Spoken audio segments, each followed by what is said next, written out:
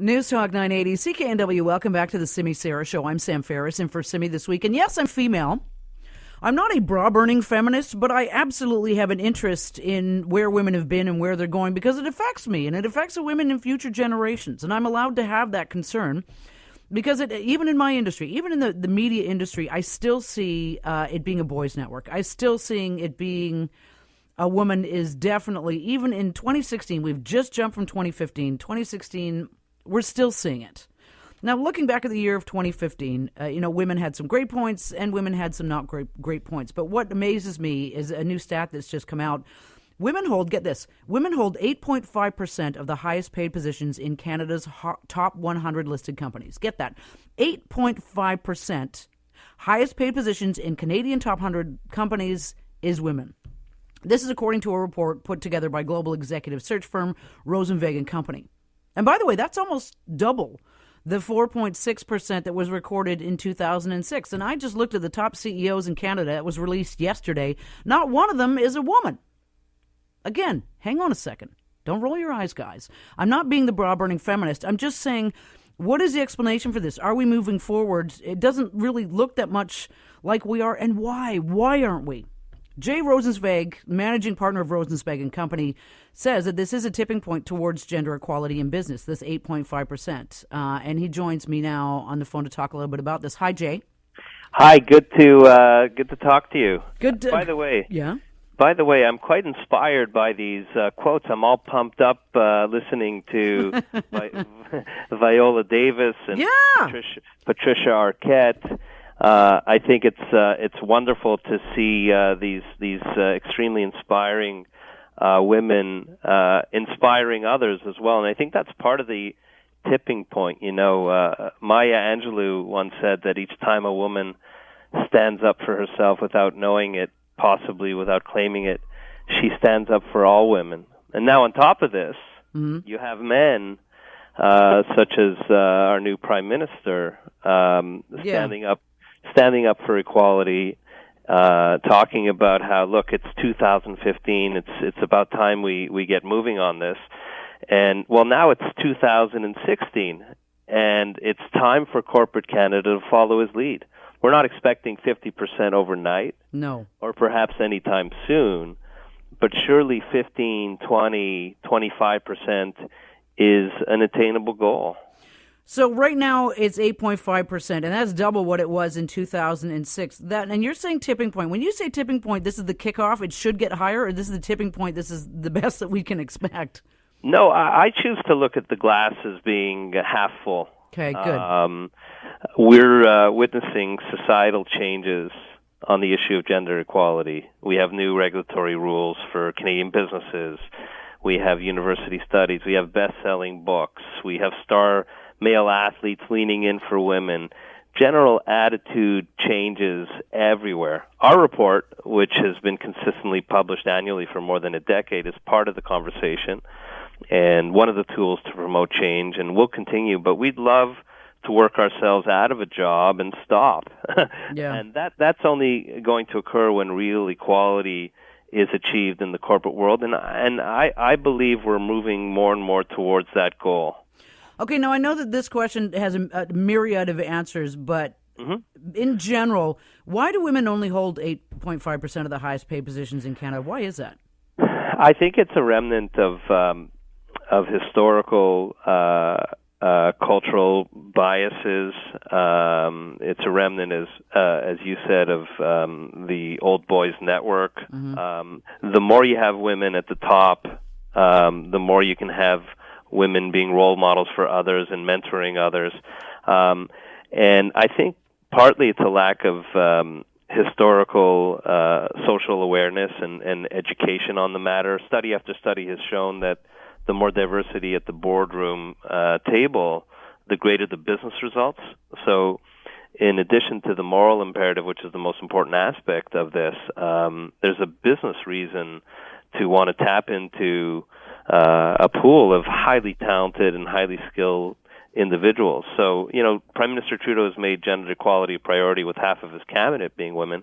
And now there's talk about him potentially filling all Senate vacancies with women to make the upper chamber equal in terms of men and women, and I think that's really great leadership. There's so many qualified women out there who can succeed at the highest levels of public and private sector jobs. Mm-hmm. It's just a matter of mining this talent pool, and the corporate world simply hasn't been as aggressive by comparison in doing so. Now, Germany made a decision to impose an actual quota, 30% women in the boardroom. Do you agree or disagree with that?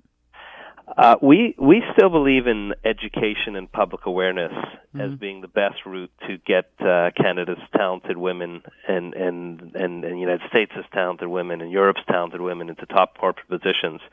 But we've got to see some real improvements over the next few years. Otherwise, you might see Canada imposing some sort of quota rules. The Securities Commission has already mandated that Canadian companies, if they don't have a certain percentage of women at the top, at least indicating why and what measures they have taken to try and get the levels up quite a bit more. So we're seeing a little bit of that trickling in, but we feel that quotas are probably a remedy of last resort. Public awareness and education is hugely important, and I think we're seeing a lot of that seeping in more and more. And you're right, we kind of doubled the numbers in Canada from when we started doing the study about 10 years ago. And we feel that over the next 10 years, you're going to see an explosion of much greater gender diversity. Okay, interesting. Can you hang tight there for a second, Jay? Sure. Okay, we're going to throw you on hold. We'll go to a quick break and come back and talk a little bit about this 8.5% of women in the top positions in Canada. Is there a reason? I have an interesting couple of questions for you, and we'll get to it when we get back. You're listening to the Simi Sara Show. I'm Sam Ferris on CKNW. News Talk 980 CKNW. This is the Simi Sara Show. I'm Sam Ferris, in for Simi this week. 2015, looking back on the year for women in general, it was an interesting year. It had its ups and it had its downs, as it usually does. The ups, of course, Playboy magazine took naked women out of the actual magazine. Now, that's decades of, a historic, monumental piece of, I won't say trash. Playboy has actually great articles. I kid you not. They really do have great articles, and now they'll have more because Hugh Hefner has decided that having naked women in the magazine is outdated and it does objectify women. And here's a guy who lived with and slept with 3 girlfriends at the same time. So I actually have to give him a little credit for that. There's a very good chance that the United States could have its first female president.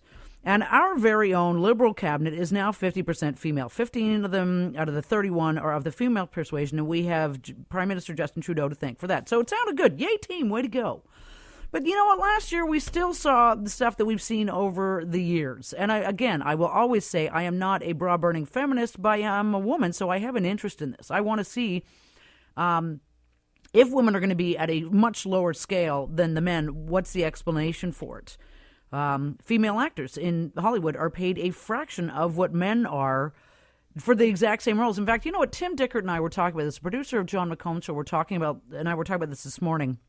They have all new figures for the new Star Wars movie, and they have all these new figures for the male roles. But Rey, who is the new female heroine, the young one, in the Star Wars latest episode, they do not have a little figurine for her. Why not? Well, they said because we didn't want to spoil it, but they came out with the guys. The Cannes Film Festival. You want to kick them in the kneecaps for this. They turned away any woman who wasn't wearing high heel shoes. Anybody in flat shoes was turned away. You idiots. And then there's a woman, and women continue to be stoned in Saudi Arabia for having gratuitous action outside of a marriage. Okay, but the guys, they get a lashing, they get a slap on the wrist. So we're not there yet.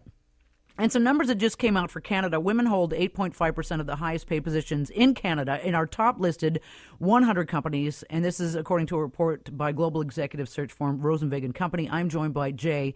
Just to wrap this up a little bit, Jay, do you think that men think women are stupid?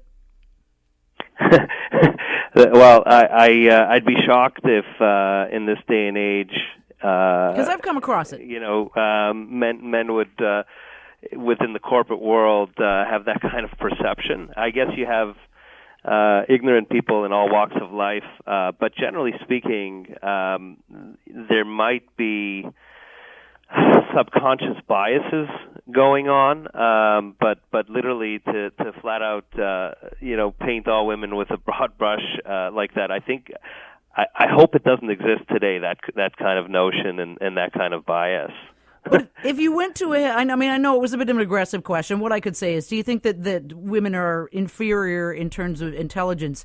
And do you think, if you ask them honestly, a couple of beers with the boys, do you think that they would actually believe that women do not and will not have the same intelligence as men, or they just need to wrap their head around that women, in Ward and June Cleaver of Leave It to Beaver, that those women have now moved out of that role? I think those biases and the days of those biases are probably long gone, but the world continues to evolve. Men no longer want to be boxed in by certain social norms that maintain that child rearing is female work, and at the same time, all the stuff that traditionally was women's work needs to be looked at again as being vital and being extremely valued in society. In fact, probably the most important aspect of society is child rearing and bringing up the family and being the CEO of the family. So men no longer want to be trapped. Men no longer want to be trapped in a gender role that dictates that their job is to earn a living, and women no longer want to be trapped in traditional roles either. Mm-hmm. So the world needs to continue to evolve. Anne-Marie Slaughter, who is formerly the head of policy at the U.S. State Department, wrote a book on this. It's not a matter of women can't have it all or want it all. Yeah. It's a matter of looking at the world and the different aspects of one's life in a much more holistic way. Okay, Jay, I got to let you go, darling, but I love what you're saying, and I agree with it, and let's hope that we see it in the future. Thanks for coming on.